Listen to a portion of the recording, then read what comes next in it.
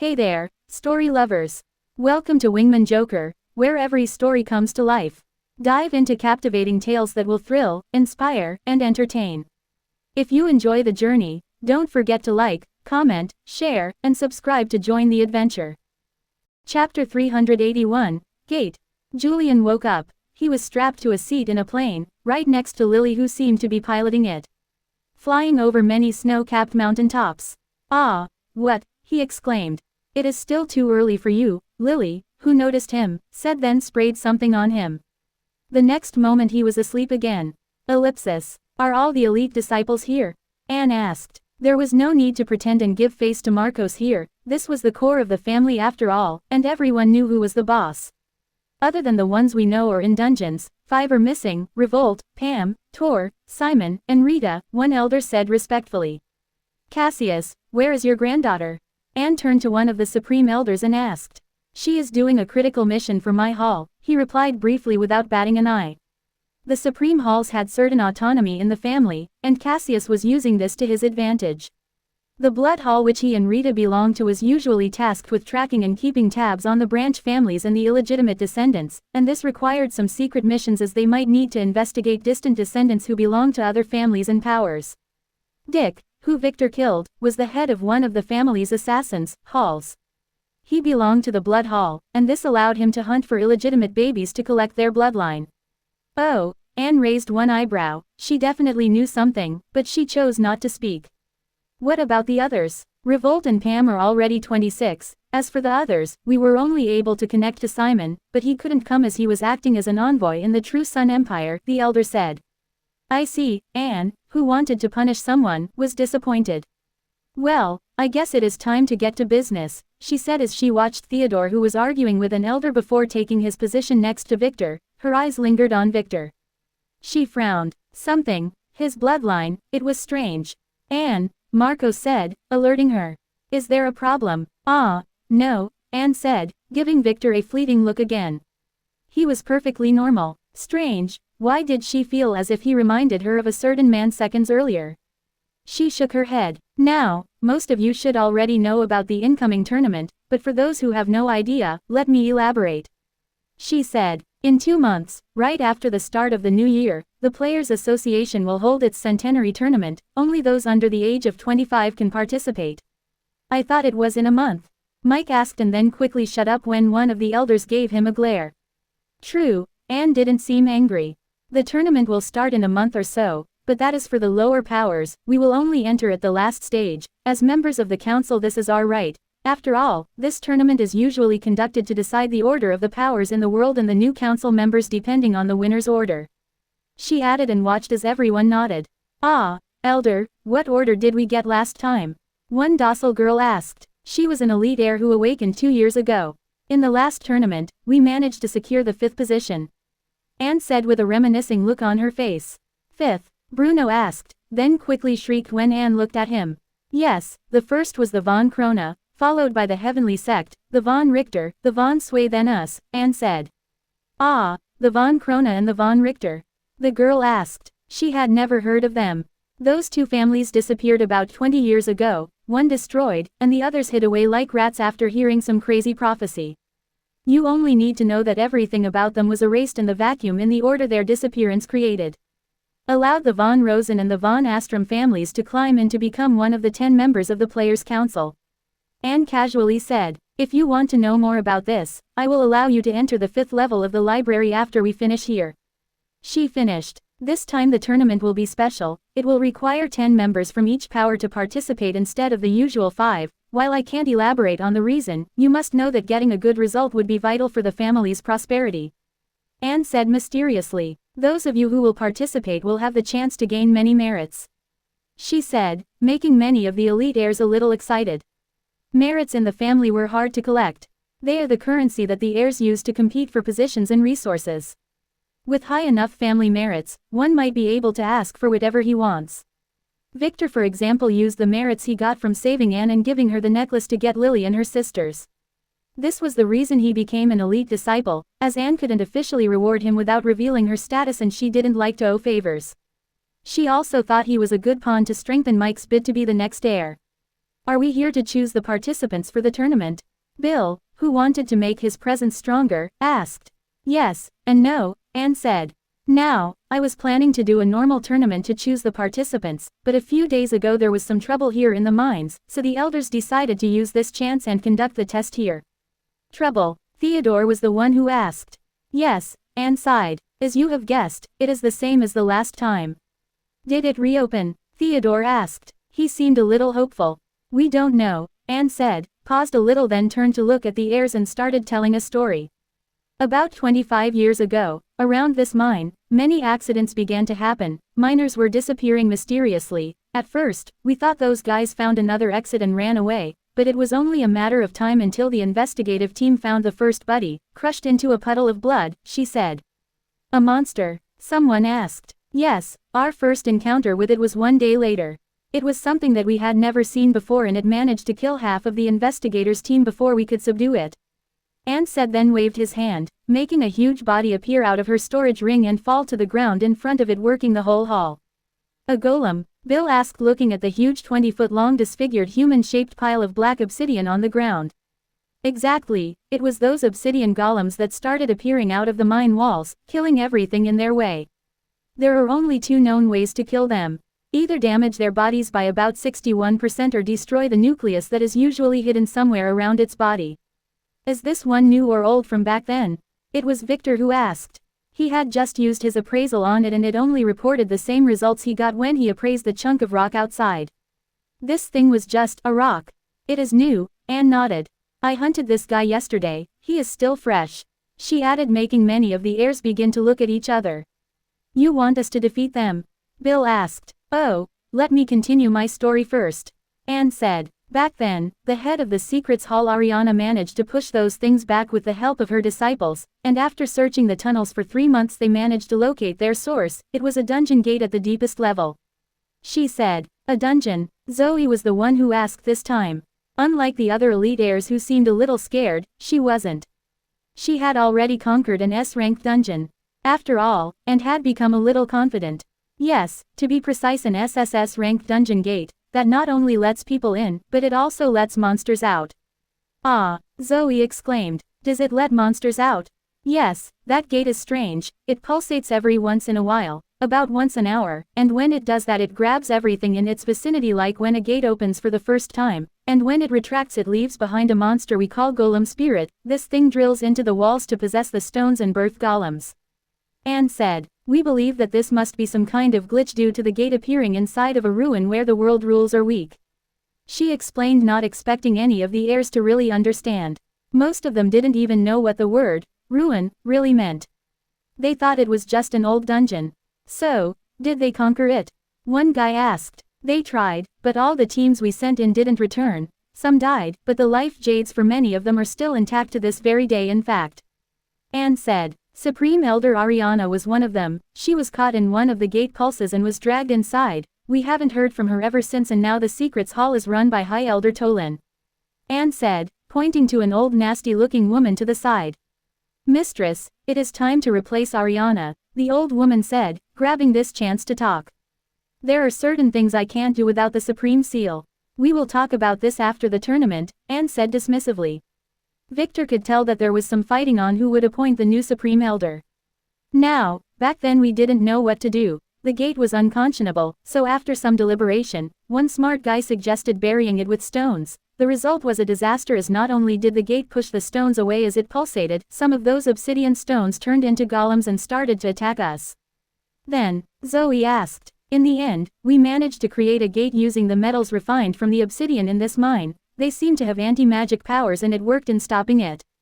Anne said. Then, 3 months later the gate just disappeared. Anne said, shrugging her shoulders.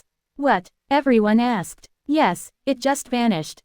At first, we thought it was conquered, but the ones who left never returned. The main theory was that the dungeon inside was not conquered, but the gate was closed for some unknown reason. Now we believe that the gate was reopened, but it is not in its original location where we built the metal door, and we haven't found its location yet.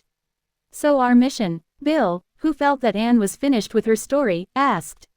Simple. From now until the end of the month, all the elite disciples will enter the tunnels to kill the golems and locate the gate. For every golem you kill, you get 1 point, and for locating the gate you get 100. If you ever find the gate, stay more than 100 feet away from it and use a talisman to call for help. Anne said. The ones who get the most points will not only get merits of equal value, but will also get one of the seats in the tournament. Can we form teams? Bill asked. Yes, but only one in the team will get all the credit, Anne nodded. Each one of you will get one of the tunnel guards to guide you and act as a witness. This place is a labyrinth, so you have to be careful. What about the elders? Theodore asked. We will act as observers and only intervene in emergencies. It was Marcos who replied. If the young ones couldn't even solve something like this, they are not worth joining the tournament. Oh, Theodore looked at Anne. She nodded. The Elder Council had already made up their mind on this. It seemed like there was more to this contest than announced. This might even relate to the fight for the Patriarch's seat. It seemed like it was a good move to move Elena and Lara away from the archipelago. This place would be a mess. Was he forgetting something? Ah, esteemed grandmother, what about your birthday party? It was Victor who shamelessly asked. Is it time for that? Marcos scolded. It is. Victor replied, looking at his grandmother, who raised one eyebrow and then frowned when she felt Theodore expecting a look on her. She was planning to cancel the party due to the emergency situation. Theodore, follow me to the inner hall, she said finally. She could feel he had something to say. Can Mike and Victor come too? Theodore hesitantly asked. Come on, but this better be important. She said. Theodore nodded. Marcos, explain the golem's anatomy and attack patterns to the kids and tell them what to do. I will be right back. She said as she left. The Patriarch just squirted his eyes and then turned to look with a questioning look at Theodore and his sons, who hurried after Anne. Chapter 382, Birthday Gifts. So what is this about? Anne asked as they entered the inner room, which was luxuriously furnished as an office. She didn't even take a seat, but just leaned on the desk and crossed her hands. Well, before Theodore could speak, Victor was the first to take action as he took up a package from his storage ring, then stepped forward and presented it to his grandmother. Happy birthday, Grandma, he said as he pushed the gilded box into her hands with a bright smile. This is, she couldn't help but ask. It is your birthday gift, of course. I got it from the von Geldstadt auction. I met their patriarch there, and he told me that you would definitely like this.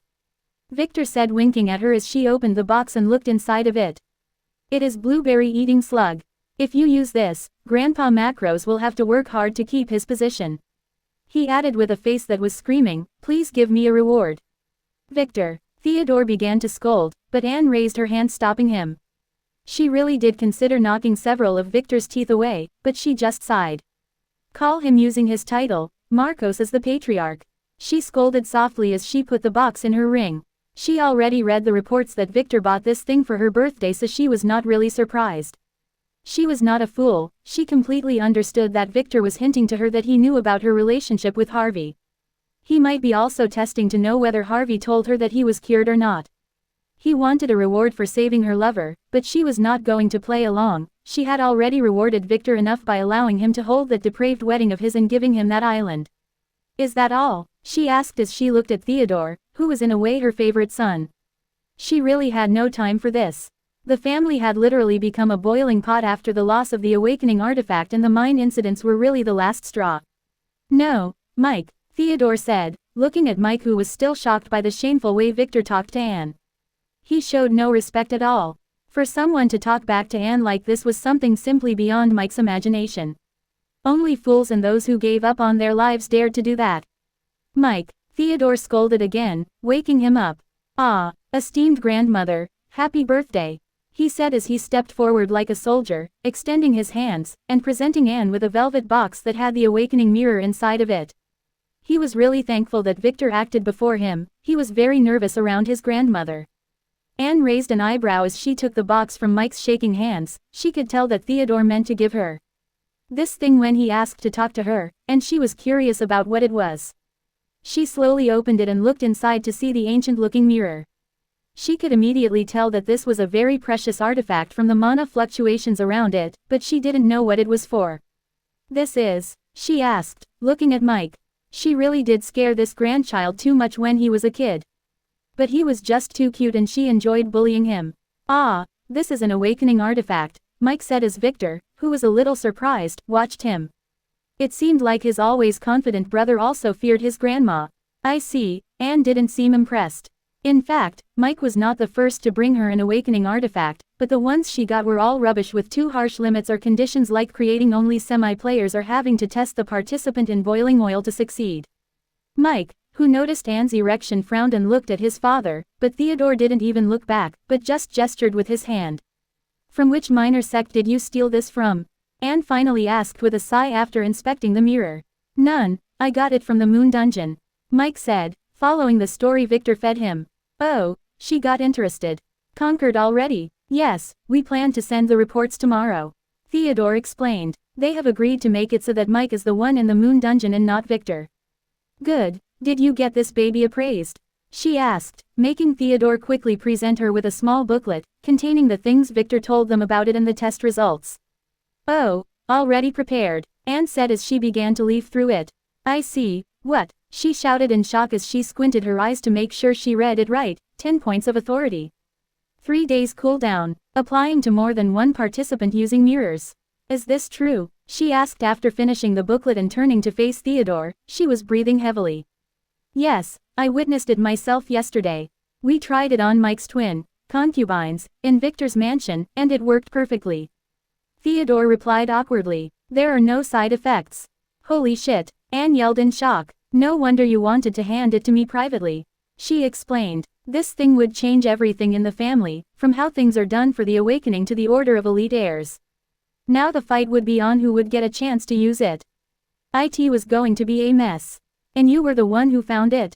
She finally glanced at Mike after calming down a bit. He stepped back. Don't answer me, I will give the merits to you regardless, she said directly, glancing sideways at Victor whose perverted smile didn't even budge. Her intuition was telling her that it was definitely this little bastard who got it. She had long figured out ever since he came to visit her the first time. He was the kind who liked to rest in the shade and let others do all the heavy lifting. And she could also tell that he must have some amazing appraisal skills that he was hiding. How would he know about hers and Harvey's poisoning otherwise? Hearing his grandmother, Mike smiled a bit and winked to Victor, who nodded. Did anyone else know about this? She asked. Only Mike's twins and some of Victor's girls. They know to keep their mouths shut. Theodore explained. Good, keep the news about this a secret for now, and erase any mentions of it in your report. I will reveal everything at the right time after we test it a few times on our own. She said, making her purpose clear. She wanted to build an army of suitable heirs before revealing this to the family. Yes, thanks, Mother, Theodore said as he bowed down. This was the result he wanted. Anne was clearly on Mike's side. I just want to ask esteemed Mother if it would be possible to replace Luke's punishment from being a minor to being a test subject for this, he added. I will consider it. Now make sure to bring any good candidate from your illegitimate children back into the family. We might give them a chance. She said. If there is nothing else you may leave, she finally said. She had many things to think about. Many schemes to cook. Theodore nodded with a smile. He always knew that having many children was not a bad thing. Now his efforts would be paid out. I want to ask about something, Victor suddenly said as Mike and Theodore turned to leave.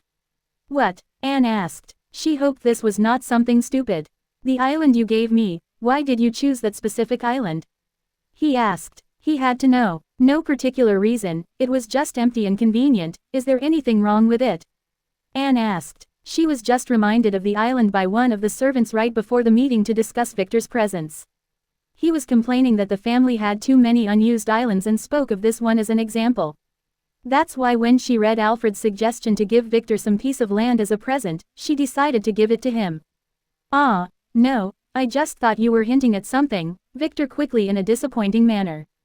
Anne really wanted to ask what, but she decided not to. The answer would definitely be something she didn't like to hear. Like what? Theodore asked. Like wanting me to fill it with my harem, Victor quickly replied as if he wanted to say those words out loud. There was nothing like that, Anne spat angrily. You can leave, she added. She was really about to kick Victor's shameless ass for the second time today. Victor nodded in disappointment and then stepped back. He could tell that Anne wasn't lying, and he could tell many things from the way she paused. He decided it was not worth it to pester her more about it. It might have been just a coincidence. No, he didn't really believe in those. Someone must have manipulated things from behind the scenes so that she would give him this, but the main questions were who they were and who they worked for. Ellipsis. Walking out of the office, Victor noticed that the elders had already explained the characteristics of the golem to the elites and were now in the process of registering teams. It seemed like only 3 were allowed into each team as many began to group together. Victor couldn't help noticing Bill, who seemed to have been trying to convince Bruno to join his team but failed after an elder scolded them both. The elders wanted Bruno to act by himself so that he would be able to participate in the tournament instead of giving his points to Bill. It seemed like the elite heirs who were meant to join the tournament were already decided. Most of them anyway. This test was just a formality or a way to sort out allegiances. Mike, come create a team quickly. Alice, who was standing with Zoe and another girl, waved to Mike. Don't you want to join by yourself? Mike asked. Idiot, I belong to the heavenly sect, I can't participate. Alice scolded. All I can do is support you. She said. Oh, thanks, Mike nodded. How about we pair together? Victor turned to Zoe, who was standing to the side, and asked her. He could easily tell that she was not really welcome in the family. The same in his past life.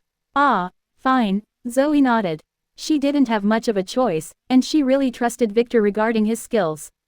The only thing she wondered was why he hid them from the family. You want to join the tournament? She asked as they walked together toward the registration desk. No, you will be the one participating. Victor lied casually. What? No, don't be in a hurry to refuse. This is good for you. It is a chance to prove yourself and make a name for yourself in the family. Victor said. I, on the other hand, have no need for such things, my siblings are already protecting my back. So can you do me a favor and try it? He asked, winking at her as he gave his token to the elder, telling him to appoint Zoe as the team leader. Ah, okay, Zoe sighed and said as she presented her token. She already owes Victor many favors, and the least she can do is humor him here. She already wanted to spend some time with him to ask him about a few things but couldn't earlier in his mansion as he was always surrounded by other girls. Now was her chance. Ellipsis. So, are you sure you will stay here? Vanessa asked Michael. They were at the airport. Yes, I have to meet Crimson Pearl and I got the role of the pimp in the movie. I can't waste this chance. Michael replied, looking at his mother and 3 triplet sisters who were leaving. Fine then, Vanessa said as she turned and sighed for the 124th time today. She was planning to stay for another week, but after that blunder with Victor's father, which she completely remembered but acted as if she didn't, she decided to return home, and to her surprise, both Mina and Mana wanted to go with her, saying it wanted to visit their father's grave and pay respect. Let's go, Vanessa said. Mother, the runway for private planes is that way. Mana said, correcting her mother as she dragged her to a VIP lounge to the side. Michael sighed as he watched them go. He was free at last. Now he could indulge to his heart's content without fearing his mother or sister snooping around. Wait, he suddenly noticed something. 2 young girls were heading to the same VIP lounge his mother went to. They were the same 2 girls who slept with Victor at the company the other day. Do prostitutes work internationally now? Or did they have clients in the VIP lounge? Robin, is that you? I knew that a bitch like you will show her face sooner or later. A young man suddenly ran out of nowhere to one of the little girls, who turned to face him, sighed, then took a taser gun and shot at him. Was he one of her salty old clients? Regardless, the young man fell to the ground shaking as many airport guards hurried toward them. The girl only showed the security personnel a purple business card, then turned and headed to the VIP lounge as the guards moved out of her way respectfully, then grabbed the now unconscious young man and dragged him away mercilessly. Prostitutes are scary these days. Michael sighed. He needed to be careful. He reminded himself. Chapter 383. The Diary and the Pills. Did you forget something? Anne asked as Theodore, who walked out with his 2 sons a moment earlier, then returned after getting rid of them. Yes, Theodore said as he took out a leather-bound diary from his ring and gave it to Anne. This is, she asked. This son of hers had brought her many surprises today. It is the diary of our ancestor, Grand Master Nicholas. Theodore said. What? Anne quickly grabbed it and began to inspect it. It felt very old. Where did you get this from? She asked as she flipped it open. What kind of language is that? She remembered seeing something like that in the library, but she was not sure. Ah, Victor found it thrown away in the vault and decided to sneak it away to take a look. He didn't know what it was in the beginning, not until he started deciphering it. Oh, he knew how to read this. She exclaimed, then squinted her eyes. As a merchant, he might have some skills for that. Ah, I don't really know, but he said he could, So I decided to leave it with him for a few more days as he seemed to have figured something out, Theodore said. He sent Victor away before presenting this to both protect him and stop him from making unreasonable demands, but Anne didn't flare up as he was expecting her to do. Oh, Anne raised one eyebrow as she inspected it. What did he do with it? She asked. The bastard created a bloodline purifying pill using a recipe from it and gave it to Lara without my permission. Oh, Anne frowned as she flipped the diary around. There were some notes scribbled with a pencil to the side, probably Victor's doing. He must have put some real effort into deciphering this. I am surprised he had time to do all this with that harem of his. What did the pill do? Did it work? She asked. Blood purifying pills, although rare, were nothing special. Ah, yes, not only did Lara heal from the after effects of the wrong training method Rex was teaching her, she is now stronger than a level 10 player. Her bloodline is 100% pure, Theodore said. What, are you sure? Anne exclaimed in shock for the second time today as she looked up at Theodore and then began to flip through the diary until she found the page of the recipe. Victor's handwriting was all over it, translating the effects and ingredients. Yes, Lara's tests are all in this file, Theodore said, presenting a file to Anne, who quickly took a look at it. Holy shit, is that little girl still human? She didn't seem to notice any change, she just told me that she felt she had a lot of energy lately and… Theodore hesitated. What? Sometimes when I look at her unprepared I feel a little scared, he confessed. It is as if every cell in my body is begging me to either worship her or run away, he added as she scratched the back of his head. From infancy, he was raised to always be honest with his mother. What? Wait, did Victor take that pill too? Anne asked as if she thought of something. Victor's aura from earlier. She did feel something strange about it. Ah, I didn't ask him, Theodore frowned. He didn't think of that. I don't think he has awakened his bloodline yet though. No, he already did that, Anne interrupted.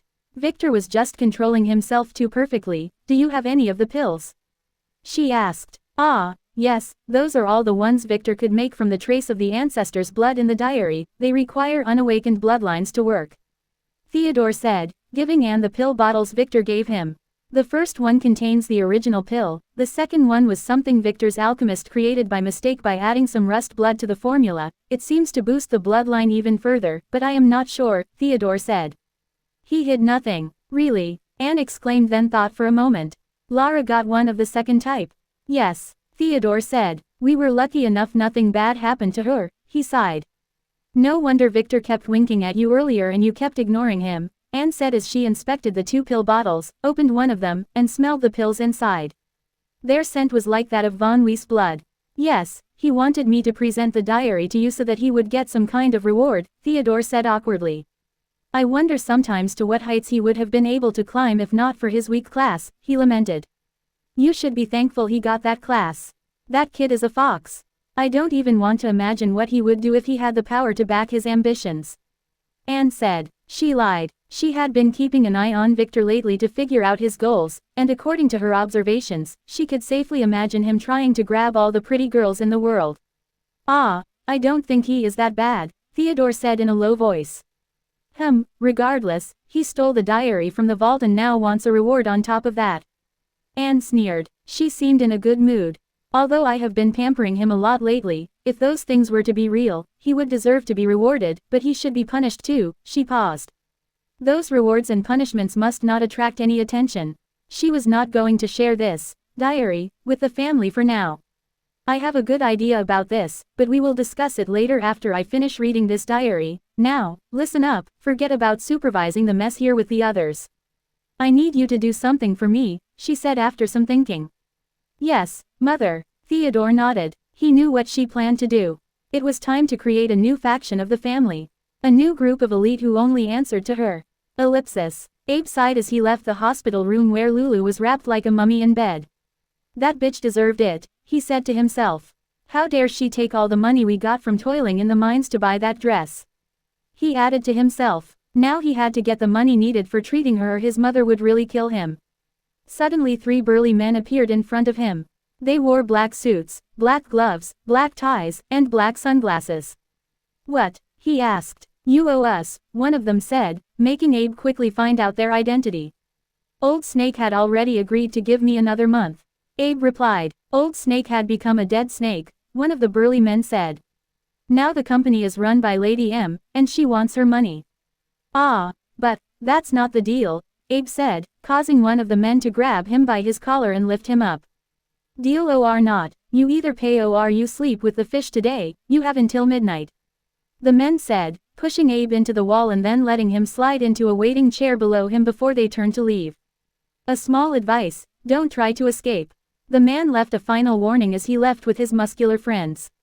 Shit, bastards, Abe cursed as soon as the men turned a corner and left his sight. Did you say something? One of the men seemed to have heard him and returned. No, he said quietly as sweat began to fall from his forehead. The man just inspected him for 1 whole minute before he sighed. He gave Abe one last glare then left. Abe sighed in relief. Shit, where was he going to get that kind of money from?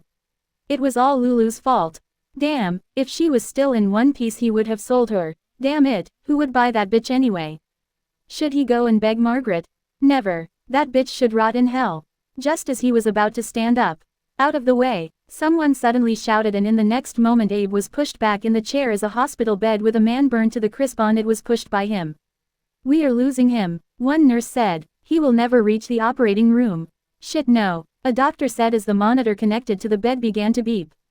Clear, the doctor said as he used a defibrillator to apply an electric shock to the patient's heart. There was no response. Again, clear, the doctor said as he charged it again. Bam, bam, bam. Doctor, he is lost, the nurse said. 11.21 call it, the doctor said looking at his watch. He is dead, do we have his name? Ah, no, he didn't have any IDs. Then how the hell would we be able to identify him, look at how burned up he is. The doctor snapped, he must have had a bad day. Ah, I think I saw he had a phone somewhere, the nurse quickly said as she began to look around, for the phone. Spontaneously Abe began to look around too, and he saw it, the phone was under the chair in front of him. Just when he was about to tell the nurse, he noticed something, the phone was not ordinary, it was a diamond-studded golden W Phone 9 Max. Abe casually stood up and switched chairs as if to get out of the way of the nurse who was searching for the phone. He sat right over it and hit it with his leg. They must have left it in the room, the nurse said finally after finding nothing. Then get moving, let's take him to the morgue, it will be their problem after that. I already missed my break for this shit, the doctor said as the nurse quickly helped him push the bed away. Abe waited until the corridor was empty to reach down and grab the phone. Shit, it was real. If he were to sell this thing, he might be able to pay off half of the debt. Hey, that is not yours, one thin little girl in a hospital gown who happened to walk out of her room and saw him said. Scaring the living shit out of him. Shut up, bitch, Abe cursed as he grabbed the phone then quickly ran out of the hospital as the little girl began to cry. The moment he left, 2 pretty fashionably dressed young women walked out of a nearby room. One of them hurried to the little girl. Don't cry, the bad guy will get what he deserves. Sister Lin will kick his butt, the young woman said softly as she hugged the little girl, making her sniff as she resisted crying. Now, eat this and return to your room, don't make your parents worry. The young woman said as she stood up and rubbed the little girl's head then pushed a candy in her mouth. The little girl nodded and sucked on the sweet candy as she watched the nice older sisters leave after the nasty guy. All of a sudden the candy melted in her mouth. Wait, why was her body shining now? Why was her tummy no longer hurting? Ellipsis. After finishing with the explanations required, the elders told the elite heirs to get moving. They must figure out their own ways. So, what to do now? Zoe asked as she watched the form team leave one by one. We need to find a guide, the tunnels here are like a maze. Victor said as they left the meeting room and headed to a side chamber with the words guards command over its door. Victor casually stepped in making the few guards who were resting here stand in attention. You, Victor pointed to an elderly guard after inspecting the 7 or so guards who were resting there, can you guide us through the tunnels? Victor asked. Name, Alto, level, 0, class, abnormal status, slave, F. Authority, 1, strength, 14, agility, 30, intelligence, 25, luck, 19, charm, 9, order, 10, skills, dashing escape, C, low presence, D, assuring smile, F, fate, fate's power, C, defined fate, none. All the guards here were semi-players. What Victor was looking for was someone old enough to not only know the tunnels but also know the old stories that many would have forgotten. Alto, whose skills would make him the only survivor in every dangerous situation, seemed the type who would know a few things. Yes, of course. The elderly guard Alto stood up quickly and hurried toward Victor. A chance to serve in elite air was very rare, and if he were to be lucky he would be able to escape this place. Might I inquire about your esteemed names? Alto asked as they walked out of the room. I am Victor, this is Zoe, she is the boss this time around, but you will listen to me. Victor explained, making Zoe nod. Alto frowned a little then nodded. Where does the young master want to go? Alto asked. Oh, for now, I want to check on my brother, Luke, who is serving some time here, Victor said after some thinking. Oh, please wait a moment, Alto said as he hurried to a side chamber where he checked a giant book and then returned with a strange expression. Is there anything wrong? Victor asked. Ah, well, did your esteemed brother offend someone? Alto asked worriedly. Not as far as I know, Victor lied. What's the problem? Well, he is assigned to Deep Village, that shithole, excuse my language, is the worst place around here. It is where those slaves who committed grave crimes are sent to, Alto said after hesitating a bit. Oh, if it is just that, it is okay. My father seemed to have arranged for something like that. Luke thrives in such places. Victor said with a devilish smile. Let's go take a look. I have a few things to ask you about along the way. He added as he casually grabbed Zoe's hand and started walking. Chapter 384, The Tunnels. This place is very desolate, huh? Victor asked as he leisurely passed through the wide empty tunnels with Zoe, who wanted to pull back her hand from his grasp a few times, but each time she managed to pull back, he would find a sneaky way to grab it again. Usually you would be seeing all kinds of carts and workers transporting ores all through these tunnels, but due to the recent attacks, we issued a lockdown order. All miners shall stay in their villages temporarily, and all required mining quotas had been suspended, Alto explained as he tried hard not to mind the romantic drama unfolding between his two companions.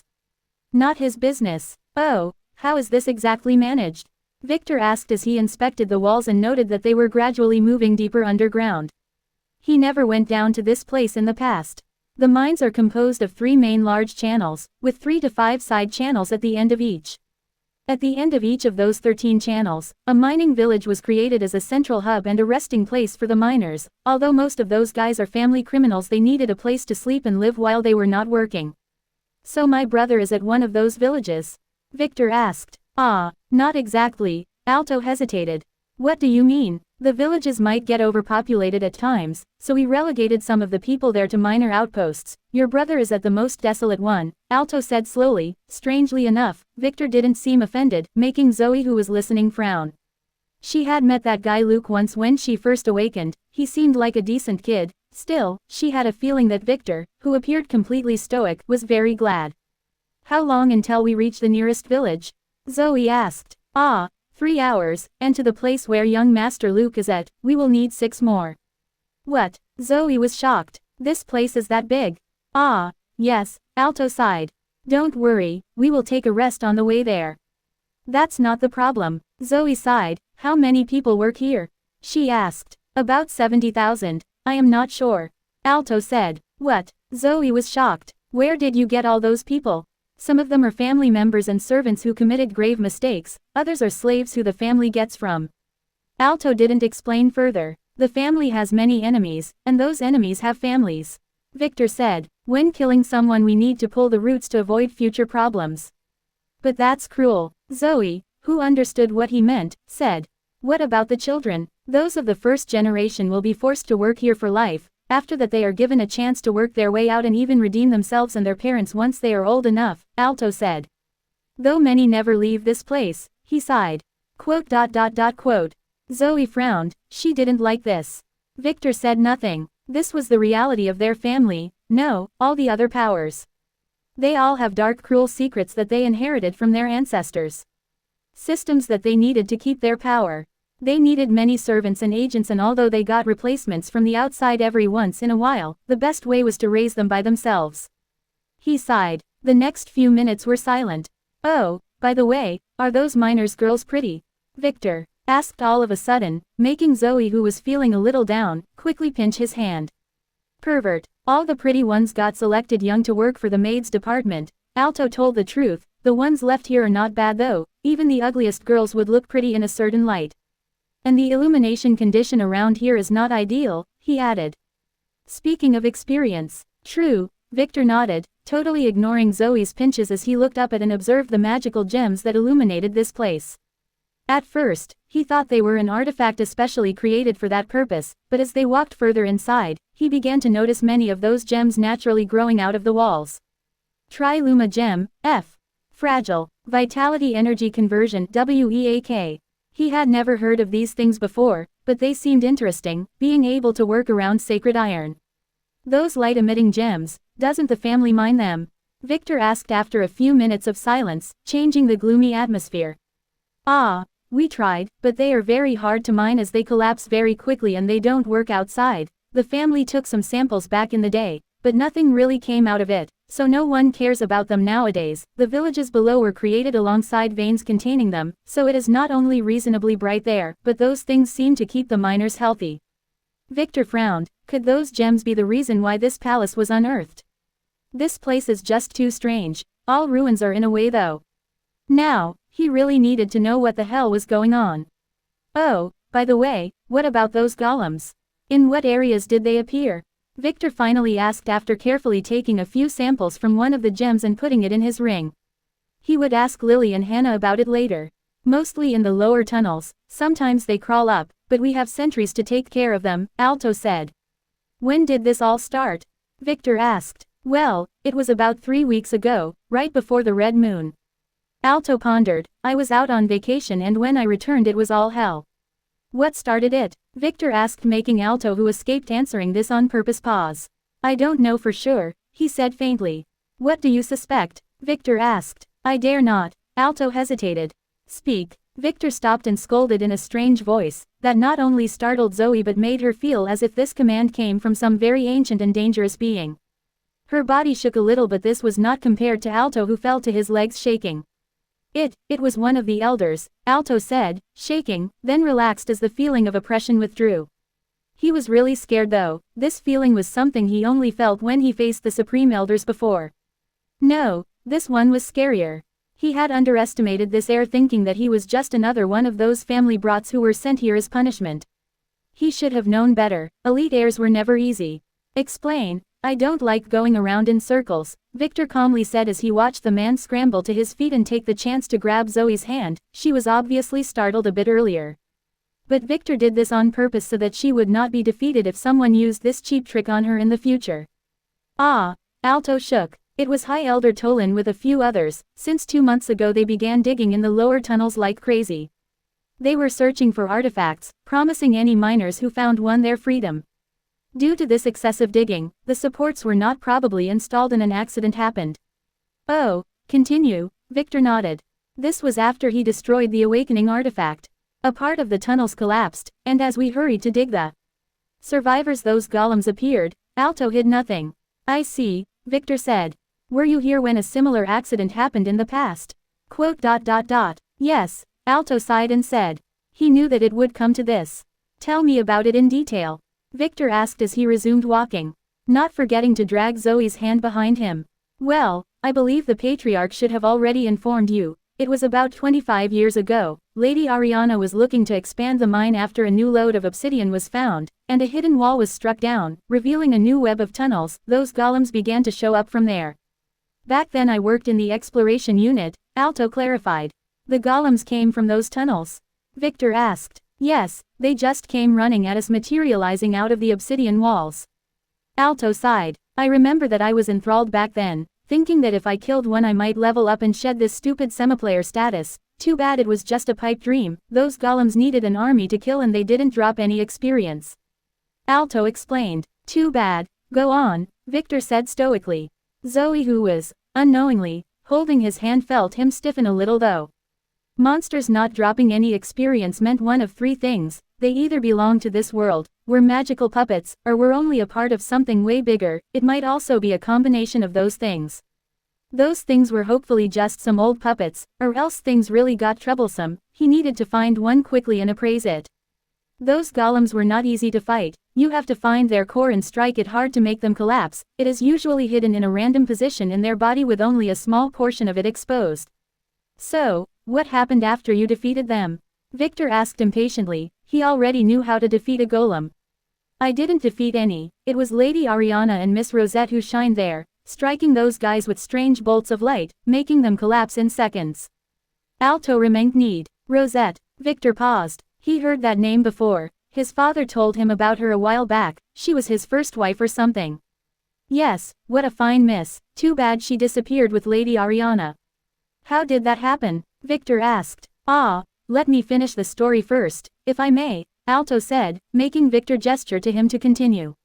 Well, after the golems in the tunnels were cleared, we discovered that the web of tunnels was larger than we expected and went deeper and deeper underground, nearing dangerously near the island's volcano's magma chamber. We retreated in order to reorganize and prepare a volcano. Zoe interrupted. Yes, this island is situated over a volcano. In fact, those tunnels we are walking through right now were formed around its conduit. Don't worry, this place has never exploded as far as I know, as it has some side channel into the ocean, Alto explained. Oh, now, where was I? After you retreated, Victor said as he noticed that the tunnels began to warp down a little and the concentration of black obsidian was increasing. Yes, then it began. Those golems began to appear everywhere in the lower tunnels, some of them even reached the lowest village. They usually materialize out of the walls, so it was very hard to guard against them. It was a mess. Alto sighed. Later we found out that what created those golems was a thing we called golem spirits. They are like ghosts, no attacks work against them, physical or magical, they go through the walls unimpeded, then they materialize as a core forming a golem around them. How did you fight them? Like what happened now, we stopped all mining, we posted guards around the areas with high concentrations of black obsidian and we sent an expedition to the deeps, Alto said. Although I was not a part of that team, I heard what happened. They said down there after searching for 2 months they found a large dungeon gate right over a lake of magma. That gate seemed to pulse, exploding every few hours, throwing out a few golem spirits. Did it allow humans to enter? Victor asked. Yes, they sent a campaign to conquer it, but the guys in it never returned. Half of them were dead within a week, the others seemed to be alive but we had no way of contacting them, Alto said. You know, when the gate pulsed, it drew in everyone in its vicinity, players or not. I was planning to go try my luck like many others, luckily I didn't. All the weak semi-players who tried it died, only those powerful players managed to survive. He sighed. Was Lady Ariana a part of that expedition? Victor asked. No, this happened later, about 6 months or so. The family sent 3 expeditions and no one returned, so it was decided that the gate must be closed somehow to resume the mining operation. The golems were a real pain in the ass. If you excuse my words. So they built a vault around it? Victor asked. Yes, since the old tunnel walls managed to stop the golems before, the family decided to build 2-layered steel and obsidian walls around it. It was easier said than done though. The gate was above a lake of magma as I told you before. They first had to dry a part of the magma below and to separate this from the chamber below. I am not sure what happened next, no one who was there survived, but from what we know, the moment they cut off the magma chamber using a large obsidian rock, the gate expanded greatly then retracted, making the entire tunnel collapse on itself. Everyone who was there was thought to have been killed, but after checking their life jades, the family began to try to dig them out, but no one was there, not even the gate that vanished. The family thinks that they were all sucked in before the collapse. They included Lady Ariana and her 3 disciples. Alto sighed. Now it is happening again. And no one knows where the damn gate is this time. Victor frowned. A gate expanding? Impossible. A dungeon gate was a product of this world, it followed its rules. The only thing he could think of with similar property was moving dungeons, but those only move around and never expand. Not unless, shit, he knew what this was. He just needed to see it with his own eyes to make sure. Ellipsis. Abe, who was sitting in a park, shook in shock after he flipped through the phone he found for 2 hours straight. He couldn't believe it. At first, he tried to turn off the phone, but after he couldn't find the power button he decided to try to crack its PIN code. By carefully analyzing the smudges on the smartphone's screen he was sure that the PIN was none other than 0000. And he was right. After that, he started to look around and what he found was beyond his wildest imagination. He knew who the phone's dead owner was. It belonged to a man called John Johns, and he was known by his pen name, Crimson Pearl. Searching through the phone's data, Abe not only found the guy's ID info and data but also the full manuscript for a few novels which were some of his favorites. It had all the unreleased chapters and a few new novels that were a work in progress. Those things were priceless. He had just heard on the news that Crimson Pearl was the writer in the new Dragon Princess movie. The script was here. Damn, this thing would sell for a fortune. But the problem was he only had a few hours to sell these. Where was he going to find a buyer? Suddenly the phone in his hand began ringing with a very lewd voice ringtone, startling him and an old lady who was sitting on the bench beside him. She looked at him with disgust, then stood up and walked away while muttering something about moral decay. He didn't care. Should he answer it? He was tempted to just turn it off, but the second he read the caller's name he hesitated. The Money Bags was the name he read. He decided to try his luck and answered the phone. "Hi, is this Crimson Pearl?" Quote. He didn't answer. "We are from Horizons Media. We know that you don't like to talk a lot and usually only communicate through text messages, but I couldn't help myself wanting to hear your voice in person," the woman who sounded young said in a flattery voice. "We need to tell you that the money for the contract is ready. Are you available to come sign it now?" "Ah, how much was it again?" $100 million, isn't that the amount we agreed on? Didn't you want it in cash? "Ah, yes," Abe said as his mind began to turn. "Then I will be waiting for you at the headquarters of Horizons Media." "I will be there in an hour or two," Abe said, then hung up. He was hesitating on what to do. If he were to be discovered he would be in big trouble. Thinking for a moment he opened up the messenger program and began to look through Crimson Pearl's conversations just to make sure. He could see all the conversations he had, and from them, he learned a few things. Crimson Pearl was an orphan who had no one. Crimson Pearl was so ashamed of his hobby of writing porn stories that no one knew his real identity, not even the companies he worked for. He only accepted payments in cash. And Horizons Media was the first time he was planning to go public after their CEO convinced him to write the movie script. Crimson Pearl really believed in psychics and unnatural phenomena. He was a part of many groups that discussed such stupid things as future seeing and astral projections. Crimson Pearl was really into granny porn. Ellipsis. The shaking caused Julian to open his eyes and look around. He was in the back of an old truck that traveled through a mountainous dirt road. Lily was sitting next to him talking with some traditionally dressed old woman who was holding a chicken in her hand. She was pointing at Julian and giggling. Lily was humoring her politely. He couldn't understand what they talked about though. It was a foreign language that he had never heard before. "Where are we?" he asked. "Oh, you are awake," Lily said, then smiled, making him notice for the first time that she was not wearing her mask. Holy shit, can someone be this pretty? Just when he was about to make a comment, he felt something hit the back of his neck and heard the chuckling of the old woman. "Sleep more, my dear brother, we are almost there," was the last thing he heard before he passed away. Oops, no, he was still alive, and just passed out. Chapter 385, Critical Mission. "So this is the first village?" Victor asked as the tunnel seemed to come to an end, opening up to a huge cave chamber that contained the underground village. It was composed of several streets and buildings made out of black obsidian. The entire area was lit by many light gems that shone from the 150-foot-high tunnel ceiling, making it appear as if it was right before sunset. "Yes," Alto nodded. "It is where the ores get collected before transporting them outside." Victor sighed as he looked around. He was really wondering what happened to this place in his past life. Although he was not 100% sure, he believed that this incident with the gate and the golems never occurred, not this early anyway. Approaching the village's steel gate, the two muscular guards who were guarding it bowed respectfully while shooting Alto some envious looks after they noticed the badges on Victor and Zoe's chests. "Main family elite heirs. This way, young master," Alto said, guiding Victor through the main street where many miners bowed when he passed by while others chose to escape to the side streets to avoid him. Elite heirs from the main family had a bad reputation here, as they basically can do whatever they want. "Where should we rest?" Victor asked. He was not really tired, but he wanted to take his time and get familiar with this place. "We will be heading to the administrative building. There is a VIP resting room there," Alto said, guiding Victor and Zoe. "I need to make a report about our location."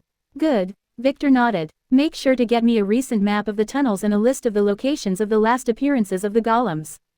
He added. He should have got a map of tunnels from the entrance, but he totally forgot as he was busy watching Lynn and Margaret scam Abe. "I understand," Alto nodded.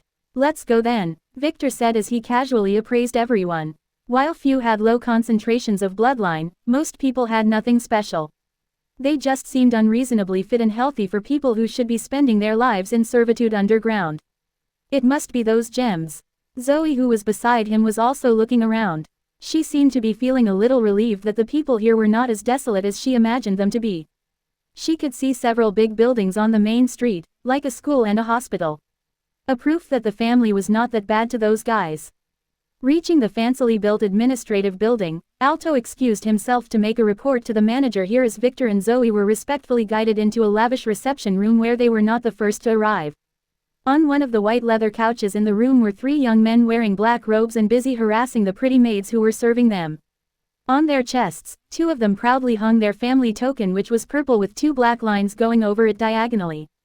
The last had a silver token instead. The large 2 are elites from the second branch, the other guy is a second-ranked inner disciple, Victor whispered to Zoe as they casually walked inside. The Von Weiss family was composed of one main branch which was the descendants of Victor's great-grandfather, and 11 side branches which were the children of other ancestors who were powerful enough to establish a branch. Each one of those branches could nominate up to 5 elite heirs. Those guys were equal to the heirs of the main family and had the chance to rise up and become elders, supreme elders, or even fight for the patriarch's seat. Naturally, due to this, the relationship between those branches and the main family was usually very rigid and muddied with family politics.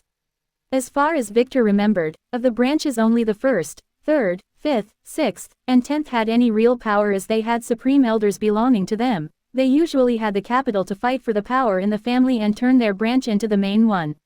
Most of the other branches usually took sides with the big ones. Cassius, for example, Rita's grandfather, belonged to the 3rd branch, which belonged to the Black faction. On the other hand, Titus's father, Frank, the head of the external hall and the head of the 1st branch, belonged to the White faction. Zoe, who technically belonged to the main branch, just looked at those guys with a frown as they harassed the maid. She was trying hard to remember who was the backer of the second branch. Uncle Falcon taught her those things before, but at that time she didn't care. Victor, on the other hand, casually appraised the 3. Their boss was a level 23 Black Knight. The other 2 were a level 9 archer and a level 19 rogue. They were nothing special. No, wait, that weak-looking archer guy. His name was familiar. Zach Von Weiss. Victor frowned. Wasn't this the guy who caused Mike to get crippled in his previous lifetime? Victor was not sure about how it happened, but according to the report he read, Zach was acting as Mike's support in a dungeon when a swarm of scorpions attacked them. This guy shot Mike in the back with a paralyzing arrow and left him to be eaten alive as he escaped. Thankfully Mike survived back then, but the damage he sustained caused him to lose both his legs and one of his eyes, causing him to permanently lose the fight for the patriarch position. As for Zach, he didn't leave the dungeon and no one knew how he died.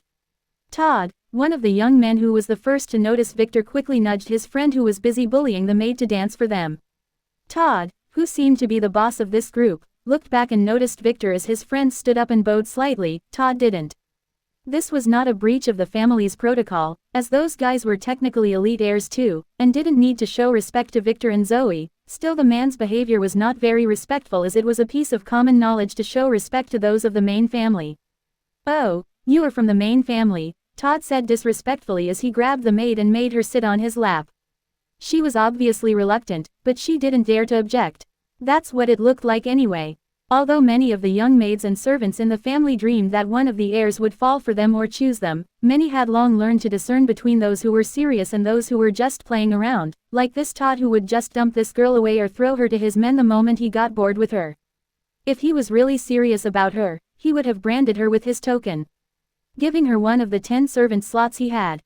Victor, who was carefully watching, frowned a little, then quickly hid it.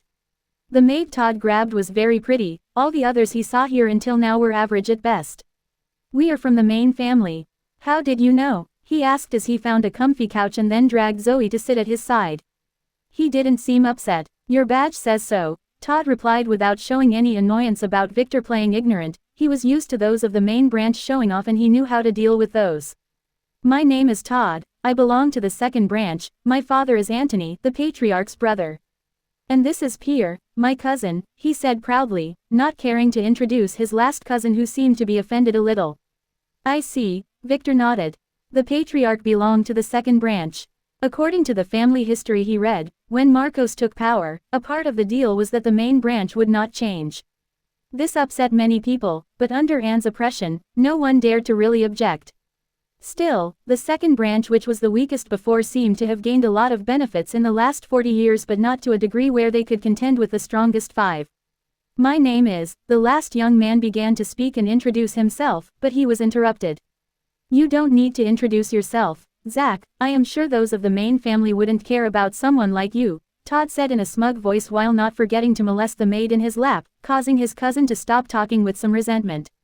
We don't, Victor admitted shamelessly, making Todd chuckle as Zach clenched his fist. Then there was an awkward pause. Can I know your names? Todd finally asked after 3 minutes. Well, I am Victor, this is Zoe, we belong to the main branch as you have previously deduced, Victor said, making the young man frown a little and then smile. He heard about Victor, the one who was made an elite as bait to fool the family enemies. You are the one who held that harem wedding that day, Todd exclaimed, still not showing Victor any respect as his hand began to find its way under the maid's skirt. Zoe, who was having a hard time not verbally showing her disgust, quickly held her words as she noticed what Victor, who was supposedly sitting at her side, was doing. Pervert. Yes, it was a blast, Victor exclaimed. The family even gave me a big island as a gift. He added, then watched the envy on Todd's face. It was natural. They gave you an entire island. Pierre, who was silent, finally spoke. Yes, Grandma wants me to enjoy my time there with my harem and fill it with future children, Victor nodded, ignoring Zoe's glares as he inspected Todd. This idiot, since they entered the room, was using a memory talisman to record their conversation. He was hiding it behind the maids' backs. See, that is what it means to be a part of the main branch. Todd, who was shocked for a moment, quickly laughed it off as he violently began squeezing the breasts of the poor maid in his lap. She was shooting Victor and Zoe some pleading looks for help, but the two totally ignored her. No, not really, but that's what everyone saw. In reality, Zoe was about to pick a fight multiple times in the last few minutes, but only stopped when she watched Victor casually stand up, go around the room checking all the maids, then spice the wine glasses of the three with something before returning to his seat. No one seemed to notice that as they all kept looking at the place he was on the couch. By the way, what are you guys doing here? Are you also here for those golems? Victor finally asked, deciding to get some info out of those idiots as he returned to his seat and naturally held Zoe's hand again. In a way, we are a part of the expedition to search for the gate. Pierre was the one who answered. Oh, you too, since when were you here? Victor asked as a maid brought him and Zoe some refreshments. Since, Zach was about to say something but was interrupted. We don't have to tell him that. Todd rudely, changing his tactic. I believe those from the main family already know everything, he said in a provoking tone, slipping his hand under the maid's skirt again. Tears began to fall from the poor young woman's eyes. We are just having a friendly conversation here, what's your problem? Zoe, who couldn't take Todd's rude behavior anymore, finally flared up but calmed down a bit as Victor grabbed her hand again. I don't have a problem, Todd said. I just don't want those from the main family to look down on us. He said just as he grabbed the maid's chest. He was clearly doing this on purpose to make Zoe angry, but with Victor holding her, she just glared back at him. Sorry, I was born looking down on you, Victor replied as he wondered why Todd was acting like this. You guys are just too lousy, he added. You, Pierre flared, but Todd kicked his foot, making him calm down at once, confirming Victor's suspicion. He was now sure that those guys were making trouble on purpose, wanting to make him or Zoe pick a fight. But why? Did they want to implicate him in some trouble and involve the punishment hall? No, this doesn't make sense. The punishment hall supreme elder was a loyalist to the main branch. He could only ask. Victor pondered, then turned to look at one of the other maids in the room. Can you get me one of those petting maids? Like the one he got with big boobs. He ordered her unreasonably, pointing at Todd and the maid on his lap. Ah, the poor maid didn't know how to respond to that. Even Todd and his friends gave Victor a strange look. Zoe was naturally pinching him and used her foot to step on his, but he totally ignored her as he kept looking at the maid. What, are you out of stock? He asked. Ah, young master, that one is a normal maid, not a petting maid, a second slightly older maid finally intervened. What? Victor frowned and then looked at Todd. Why are you petting a normal maid? He asked with a disgusted look, making Todd, for a second there, wonder if he was really doing something wrong. No, he could tell that Victor was playing with him. Probably. Looking at Victor's honest eyes, he was not sure, but he can also play this game. A normal maid can also be a petting maid, he finally said, grabbing the maid's thin shirt and then shredding it with his hand to expose her chest. Carefully making sure to anger Zoe, and ignoring his two lower-leveled friends whose eyes began to look at the maid with lascivious looks. Really, Victor asked, turning to look at the other maid. Ah, we are here to serve the young masters, she finally said, resigning to her grim fate. Not really, she was in fact looking forward to it, Victor was just that handsome. You are too ugly for that, Victor exclaimed. The maid was not really ugly, but he had to make an excuse. Get me someone as pretty as her, he said, making Todd finally smirk as if Victor had fallen into his trap. Ah, she is the only pretty one here, the maid who was slightly offended said awkwardly. In fact, that pretty maid was new, she had just sent here 3 days ago. It was rare to send someone of this caliber down here. Really? Then why does this branch family member get to pet her? Victor asked loudly, causing Todd to almost jump and kiss him for falling for his trap.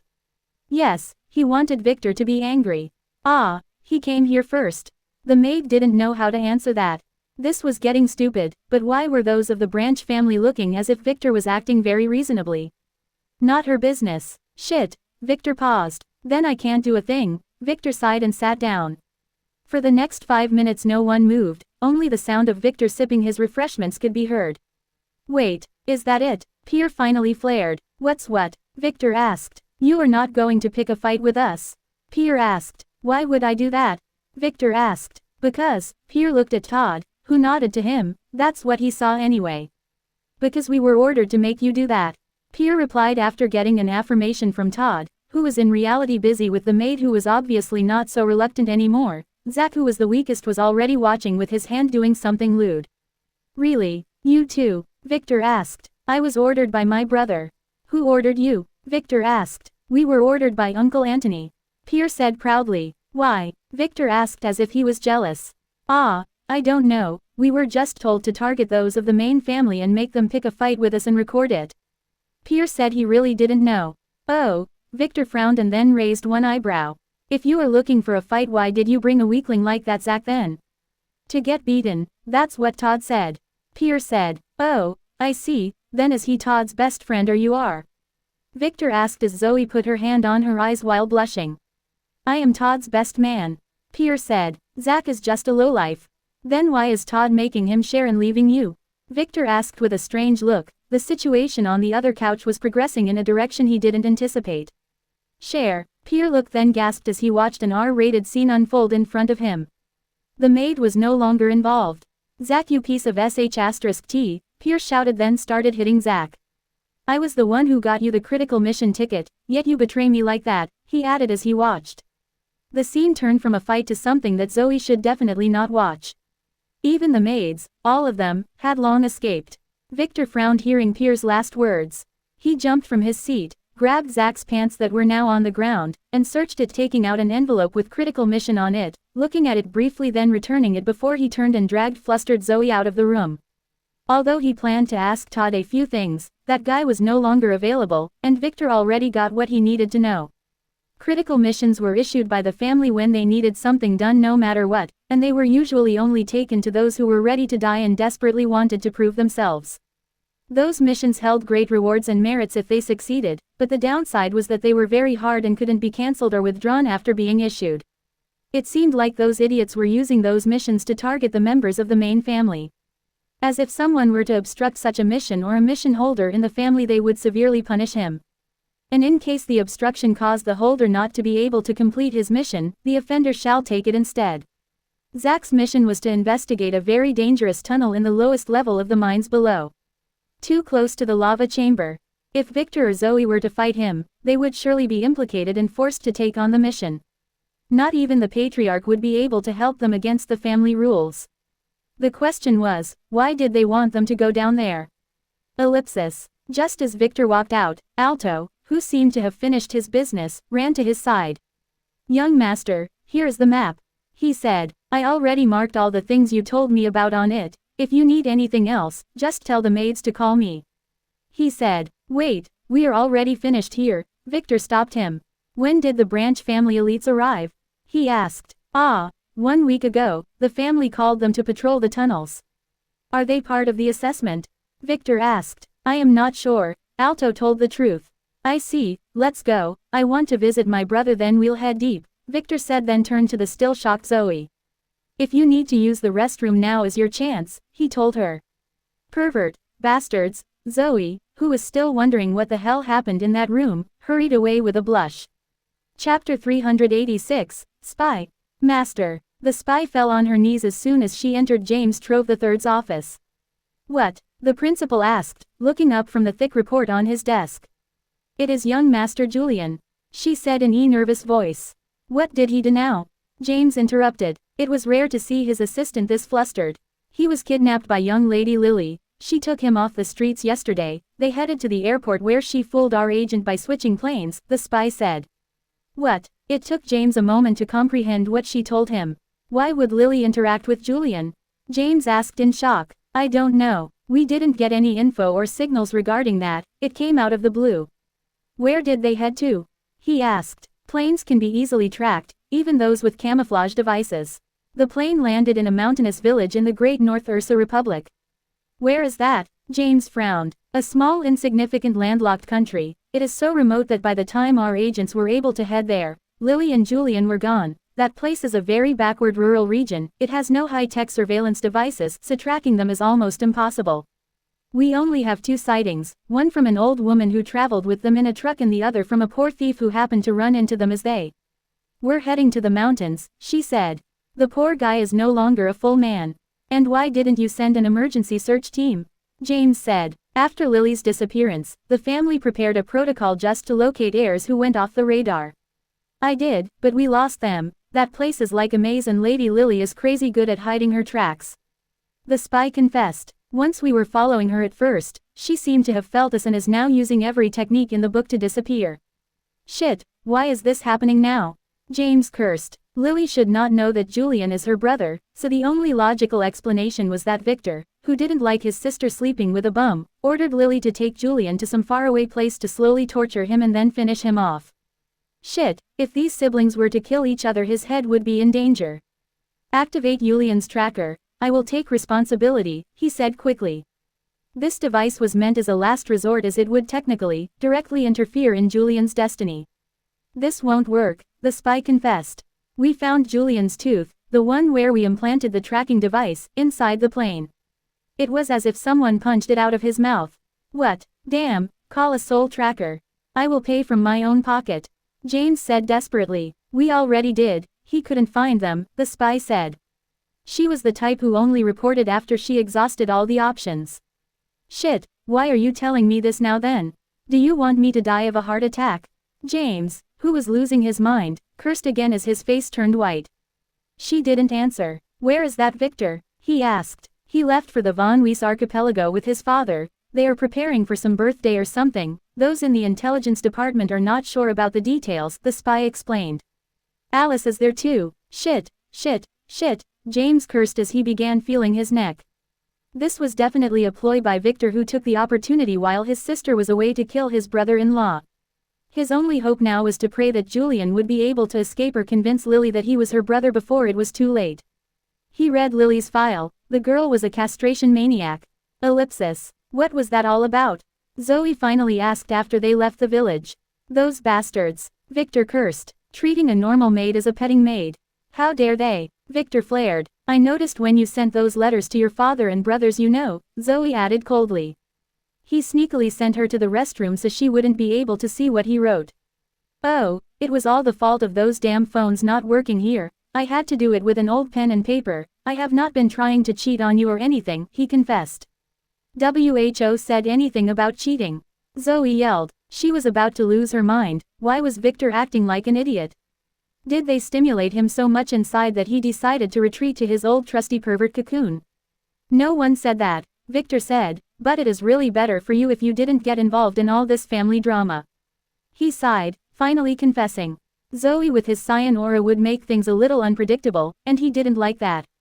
Do you think I will spoil your stupid plans? Zoe asked as if she had read his mind. Ever since the Moon Dungeon, she asked her newly appointed butler to find her the family report concerning Victor. It was a biography of a depraved pervert. From almost getting killed, as soon as he reached Vane City, discovering the dungeon, meeting Alex, the incident in the brothel, and the wedding. On the surface, he was just a depraved rich young man who had just been let out of a cage, but after some contemplating she began to remove the because he is a pervert from everything in the report, cross-referencing the news articles about what was happening and combining that with the knowledge she gained from talking to him in the moon dungeons and getting to know the girls in Victor's mansion, she figured out a shocking truth. Victor was building a network of powers, a large network that spanned many powers and businesses. She couldn't find definite proof of her guess, but from the way Victor was acting all the time she was sure of it. No, he lied. Well, it is just that you would never want to know what I know. It is very messy, he sighed, telling the truth this time. How about you watch a show and decide after it? He asked. What do you mean? Zoe asked. Victor didn't answer but stopped walking and turned around. You can come out now, he said coldly, making someone shake a little, then walk out from behind one of the mine's large support pillars. It is you, Zoe exclaimed. It is the petting maid, Victor said at the same time, causing the pretty maid who walked out to almost stumble and fall. She quickly got her wits back together as she approached Victor and Zoe. Name, Orma, level, 0, class, abnormal status, slave, F, authority, 1, strength, 12, agility, 22, intelligence, 30, luck, 15, charm, 13, order, 10, skills, senses transfer, AAA active, flawless acting, C, sharp scenes, F, fate, fate's power, E, defined fate, none. Please let me be your subordinate. I will do anything, the maid, Orma, who was still dressed in her torn uniform, said as she fell to her knees, bowing to Victor and Zoe. She seemed quite distressed. Why do you want that? Victor asked with a frown. Don't go telling me that you fell for my handsomeness. Orma hesitated. I failed my mission. This was my last chance. They will definitely kill me or send me to some shithole to die, she said. Victor frowned. For someone to have the courage to face elite heirs like this could be one of two things: she was either very desperate or she was scamming them. By using his lie detection skill though, he could tell that she was telling the truth, until now that is. Weren't you getting petted enough? Victor asked with a frown. How else would a petting maid fail her job? He looked at Alto for an answer, but the old man was busy checking the mine walls for imperfections, so he didn't notice. His mind was working fast though. Begging the heirs to be taken as their followers was technically taboo, so this woman was gambling with her life. I am not a petting maid, she said in a low voice, seriously wondering how to fool this young master. His thought pattern was something she couldn't comprehend, still, she had a job to accomplish.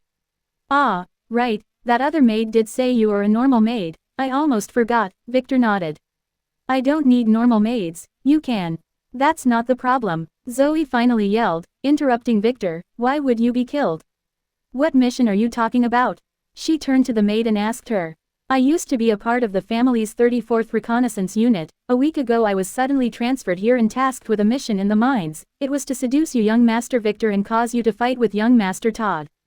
Orma said. What? Victor asked in shock. At first I thought it was a normal mission, but while I was here 2 days ago, I accidentally overheard young Master Bill, who was at the village, talking with someone I don't know. He was telling him that the true plan was to fool you into getting into a fight with that young man Zach, who would be severely injured, forcing you to take his critical mission in his place. They planned to force you deep into the tunnels where they planned to kill you with your brother, whom they already sent someone to fool. She said. I was destined to die with you, she added with tears in her eyes. What? Zoe asked, gasping before looking at Victor. Was this the plan he hid from her? Bill, Victor muttered hatefully, then looked at the maid. The perverted look in his eyes had disappeared. Are you sure? He asked. Yes, I had been intending to tell you before the fight broke out, but I didn't have to, she said. Young master, did you slip something in their drinks? They started acting strange as soon as you entered the room, she asked with admiration in her voice, then quickly bowed down. Ah, sorry, I shouldn't have asked. I am sorry, she said as she bashed her head to the ground. Well, since you already knew, it is okay, Victor hesitated. I suspected that something was off around them from the beginning. So I used one of my skills to secretly throw an aphrodisiac pill in their wine while they were busy arguing, he said as he scratched his head proudly. They deserve this for not saluting me properly when I came in, he added in a low voice.